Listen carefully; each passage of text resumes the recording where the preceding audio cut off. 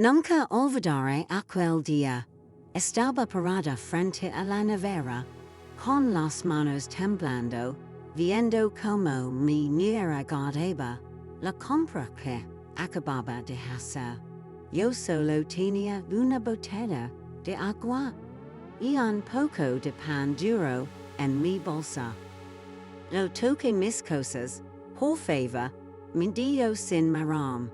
Esa nevera es mía. Compré su propia comida. Su voz fue fría, como si hablara con una desconocida, no con la madre del hombre con quien vivía bajo el mismo techo. Sentí un nudo en el estómago, no por hambre, sino por vergüenza. En qué momento me había convertido en una invitada indeseada en la casa de mi propio hijo? Yo me quedé quieta, no respondí, porque cuando las palabras duelen demasiado, el silencio se convierte en refugio. Mi hijo Andrés entró justo en ese momento. Nos vio, pero fingió no notar nada. ¿Todo bien, mam? Preguntó mientras revisaba su teléfono. Sí, hijo. Todo bien. Mentí. Él asintió sin levantar la vista y siguió hacia el comedor. En ese instante lo entendí. El amor de madre no siempre es correspondido. A veces, los hijos también olvidan de dónde vienen. Esa noche cené sola en mi cuarto. Pan duro, agua y lágrimas, que no quis que nadie escuchara. Mientras masticaba despacio, recordé los años en que lo alimenté, cuando él era un niño flaco que lloraba por miedo a la oscuridad. Yo era su refugio. Ahora, su casa era mi tasel.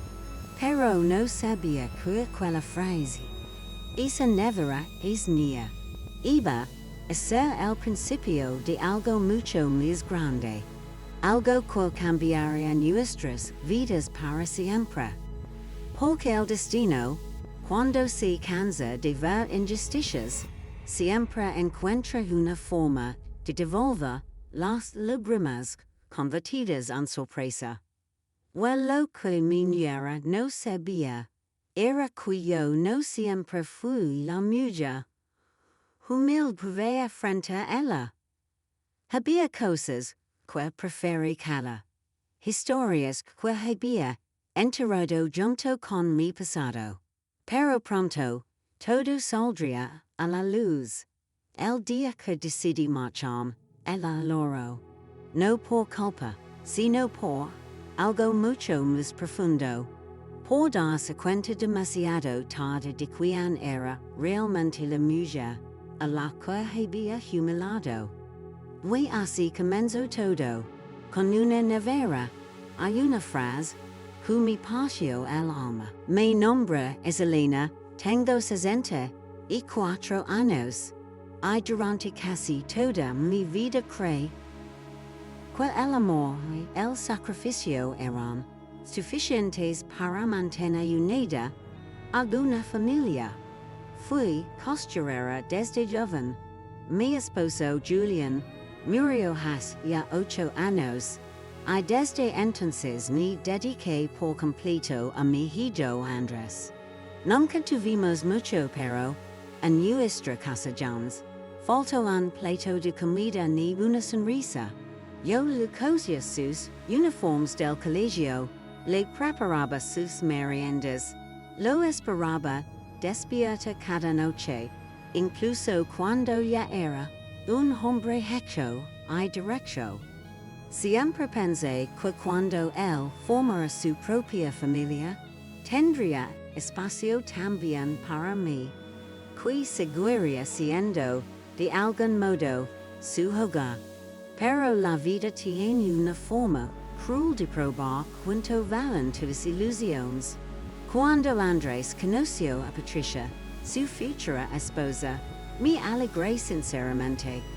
Era una muchacha elegante, con modelos finos, y hablaba con luna, seguridad, que imponía respeto.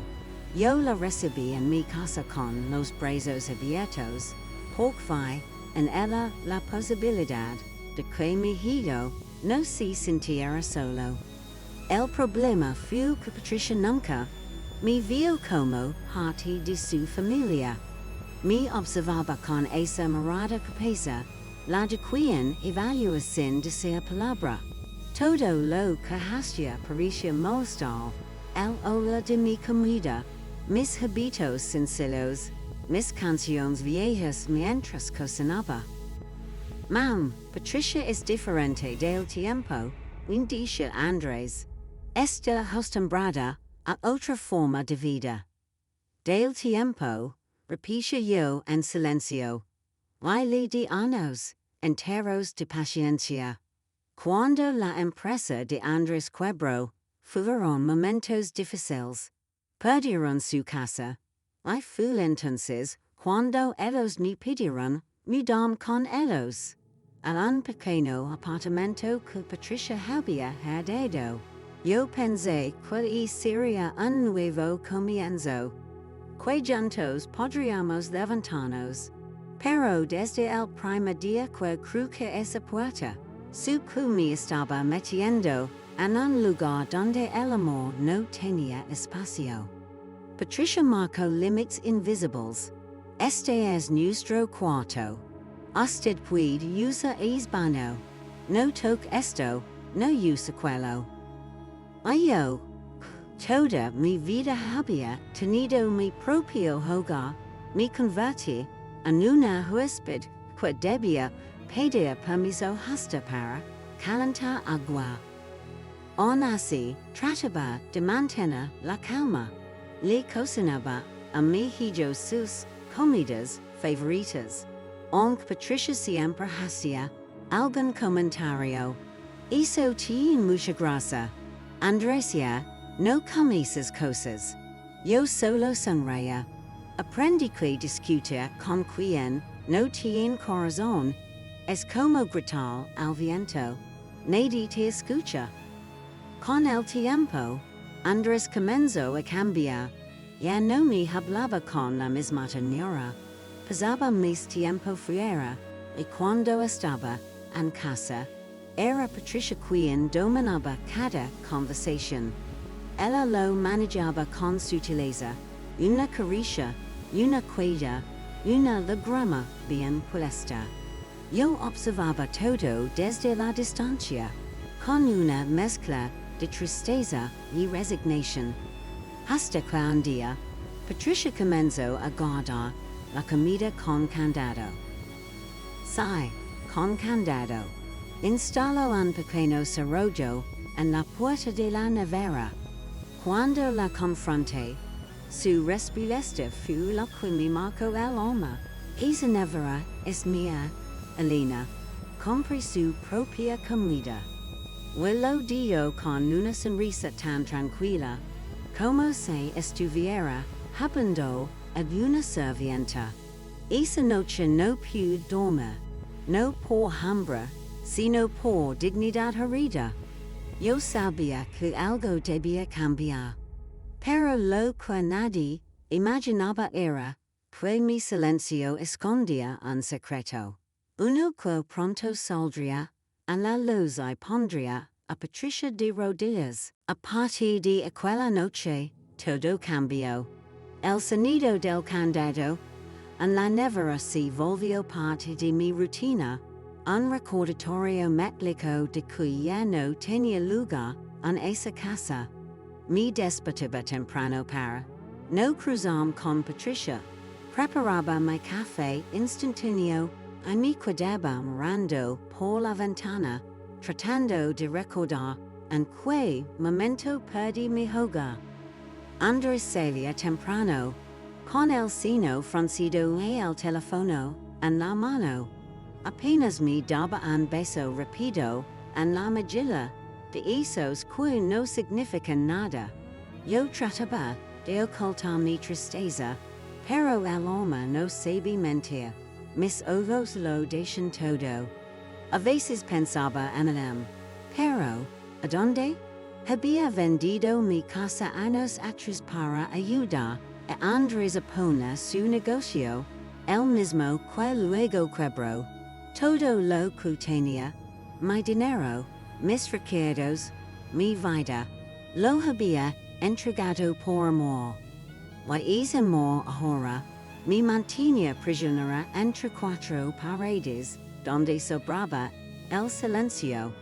Un día, mientras Patricia limpiaba la cocina, dejé caer sin querer una taza vieja, una de esas que guardaba desde que Andrés era niño. Se rompió en pedazos. Siempre está haciendo desastres. Bufó ella. No se preocupe, yo lo recojo. No, dije Patricia. Respondí inclinando para juntar los fragmentos. De verdad, Elena, yo no toque nada. Ya bastante tengo con mantener este lugar en orden. Esa frase me dolió más que cualquier grito. Era el tipo de desprecio. Ese dice sin elevar la voz. Pero que deja cicatrices. Desde ese día, algo en mí empezó a apagarse. Me movía por la casa como una sombra. Ni siquiera me atrevía a abrir la nevera cuando ella estaba presente. Pero, a pesar del dolor, mi llora no llora frente a ella. Por las noches, en la soledad de mi cuarto, sacaba de una cajita un retrato de mi esposo. Le hablaba, en voz baja. Julián, amor, si pudieras verme ahora. Tu hijo no es el mismo. Esa mujer le cambió el corazón. Una noche, escuché a Patricia hablar por teléfono. Su voz sonaba dulce, demasiado dulce. Sí, mi amor, él no sospecha nada. Susurraba. Sentí un escalofrío. No quise creerlo. Tal vez hablaba con una amiga. Tal vez era solo mi imaginación. Pero algo dentro de mí me gritó que había una verdad escondida.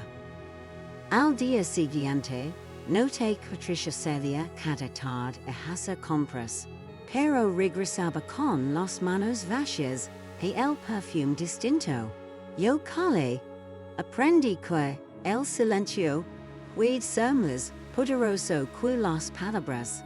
Mientras ella se creía intocable, yo comencé a guardar en mi libreta cada detalle. Las horas, las llamadas, los gestos. No por venganza, sino por dignidad. Pasaron las semanas, y un día, al volver de la tienda, escuché risas en el comedor. Patricia estaba allí, junto a una mujer elegante que no conocía. Ella es mi suegra. Dijo Patricia con una sonrisa fingida.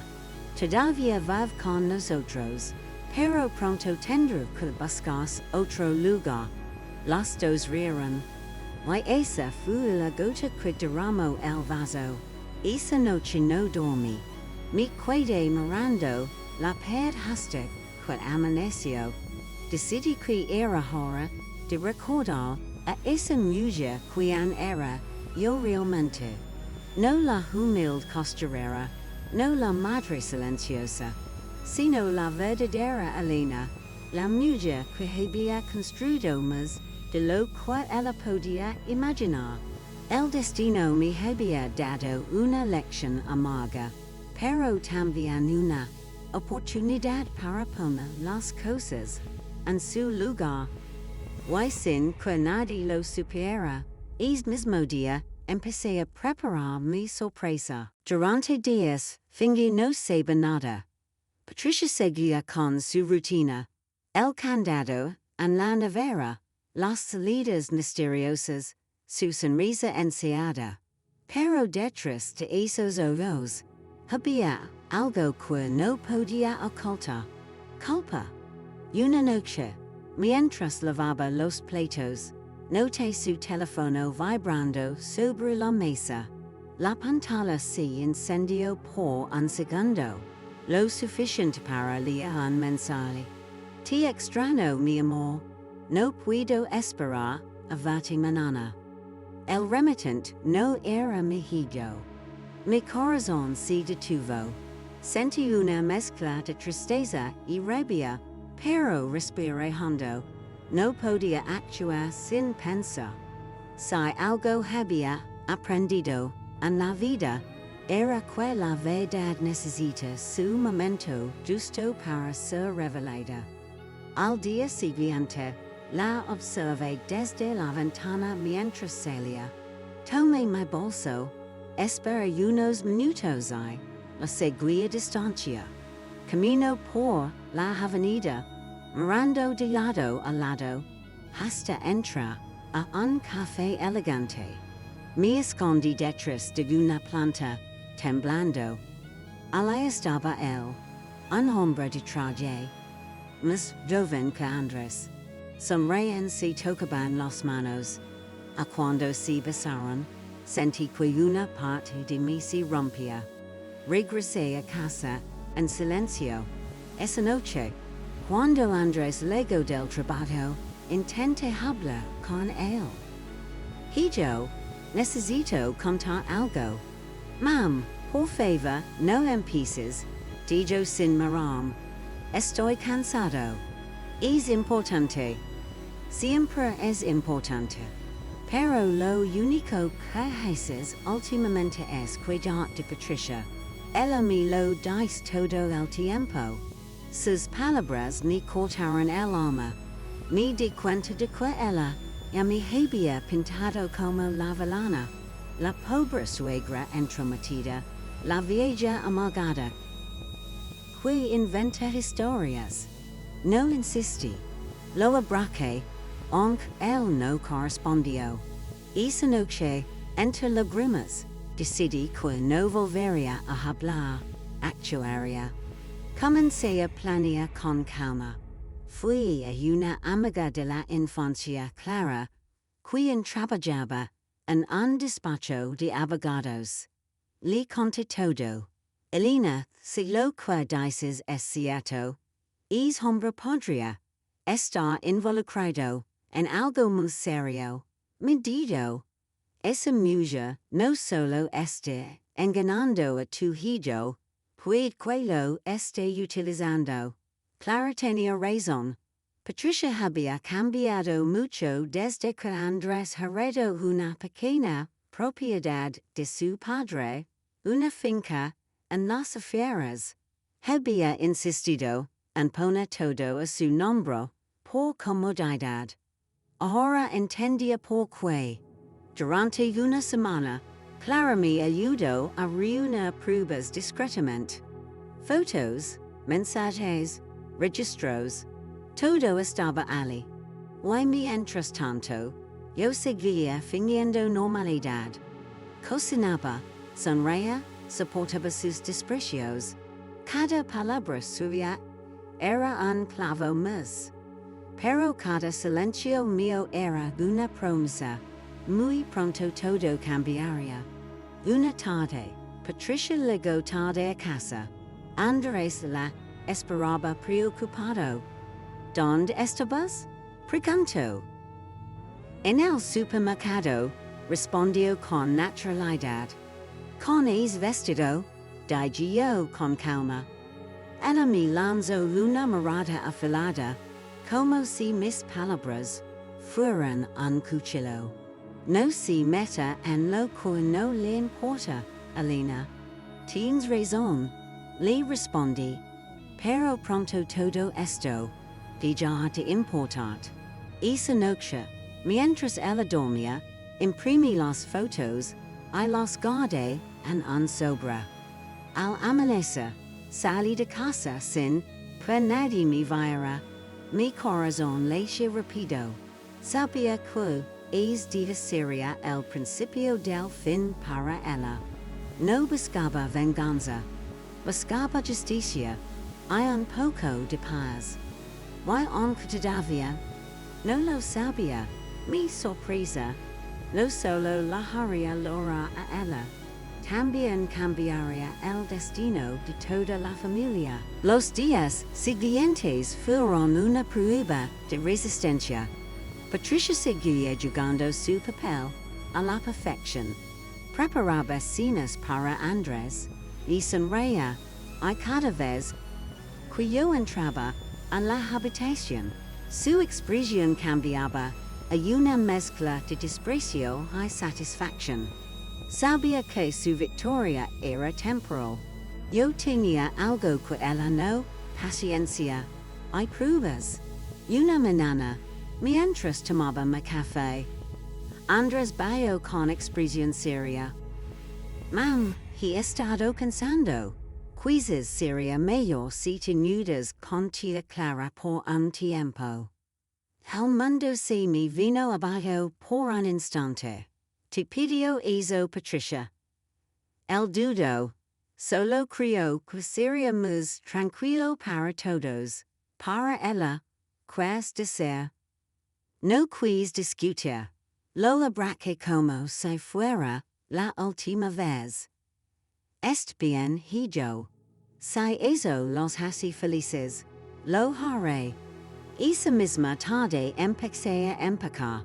Patricia me miraba desde la puerta, disfrutando de cada segundo. No olvidé sus cosas de la nevera, dijo con ironía. Ya sabe, esa es mía. Sonreí con calma. No te preocupes, querida. Pronto tendrás mucho espacio, más del que imaginas. Salí de la casa con una maleta y un sobre en la mano. Pero en lugar de ir a casa de Clara, fui directamente a una dirección que había guardado con cuidado, el despacho de un notario. Allí firmé unos documentos que llevaba preparando desde hacía semanas. Verás, mi difunto esposo me había dejado algo más que recuerdos, una cuenta y una propiedad que nunca mencioné a nadie. Era mi as bajo la manga. Al día siguiente, pedí un favor especial, una limusina negra de las que se usan en eventos importantes. Quería que es día quedara grabado en su memoria. Pasé los siguientes días sin comunicar. Andrés y Patricia creyeron que me había ido lejos. Pero esa mañana, cuando la limusina se detuvo frente a su casa, todos los vecinos salieron a mirar. Patricia estaba en la puerta, con su bata de seda y su café en la mano. Su sonrisa desapareció en cuanto me vio bajar del auto, acompañada por un hombre trajado con una carpeta en la mano. Buenos días, Patricia, le dije, con una serenidad que descolocó. ¿Qué hace aquí? Vengo a recoger algunas cosas. Voy a dejar algo que te pertenece. Andrés salió confundido. Mam, ¿qué está pasando? El hombre trajado intervino. Señor Andrés, soy el notario encargado del traspaso de la propiedad. Su madre ha decidido hacer unos ajustes legales. Patricia palidizó. ¿Qué ajustes? Pregunto con voz temblorosa. Saqué el sobre que llevaba guardado desde hacía días. Lo abrí frente a ambos y coloqué sobre la mesa las fotos, los mensajes y una copia del contrato que ella había querido modificar a escondidas. Esto, dije con voz firme, es lo que realmente había en tu nevera, frialdad y mentira. Andrés miraba las imágenes sin poder hablar. Patricia intentó defenderse. Eso no prueba nada. No hace falta, interrumpí, porque mientras tú jugabas a la dueña de una nevera, yo recuperaba la casa, a tu tiempo aquí termino. El notario explicó que la casa estaba ahora a nombre de Andrés y Mayo, con una cláusula que le impedía venderla o transferirla sin mi consentimiento. Patricia no podía creerlo.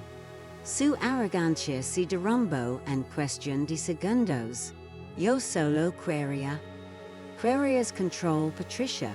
Le dije, mirándola a los ojos. Pero el respeto no se compra, ni se encierra con candado. Salí de la casa sin mirar atrás.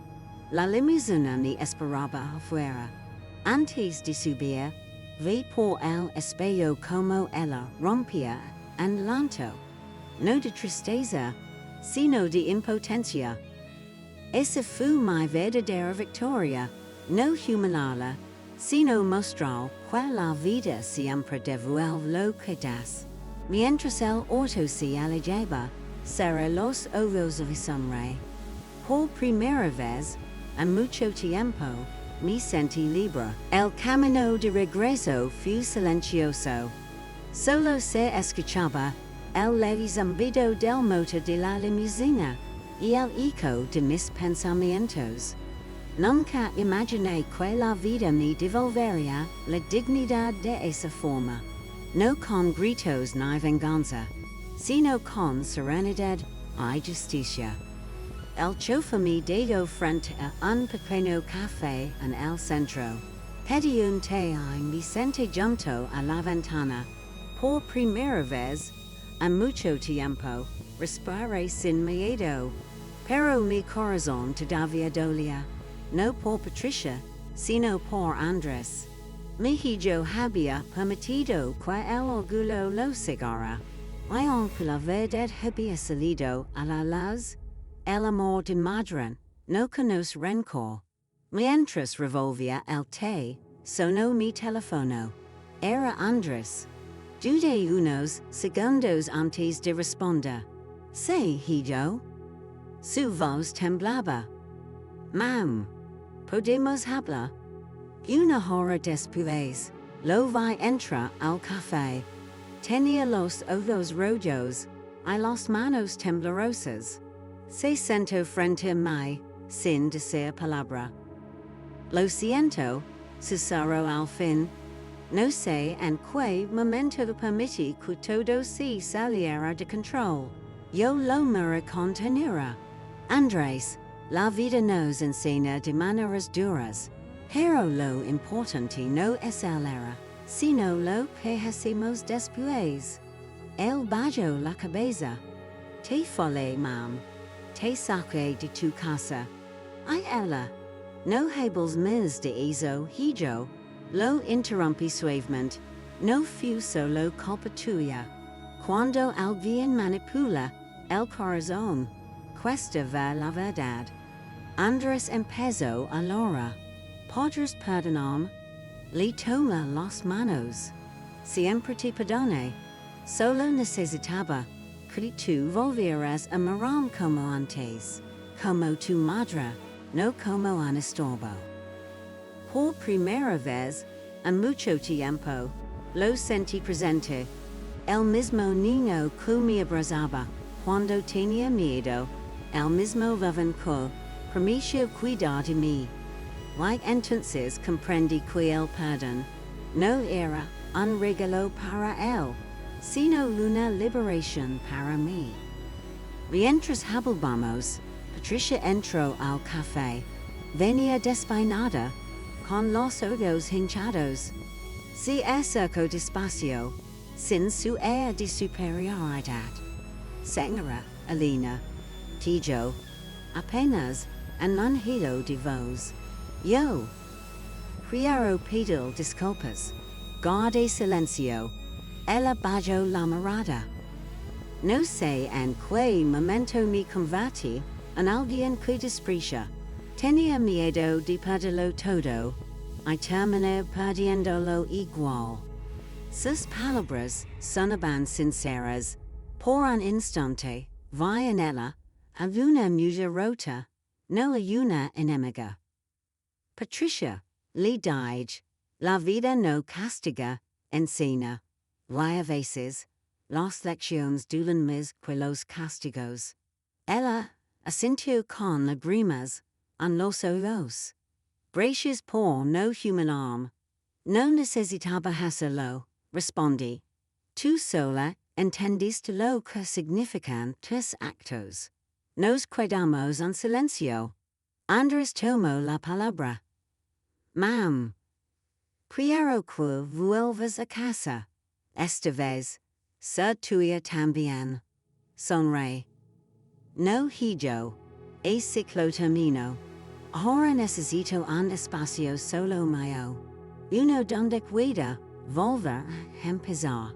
Pero te visitaré, claro. A cocinar para los dos, como antes. Andrés sonrió entre lágrimas. Patricia ni extendió la mano. Dudé un segundo, y luego la tomé.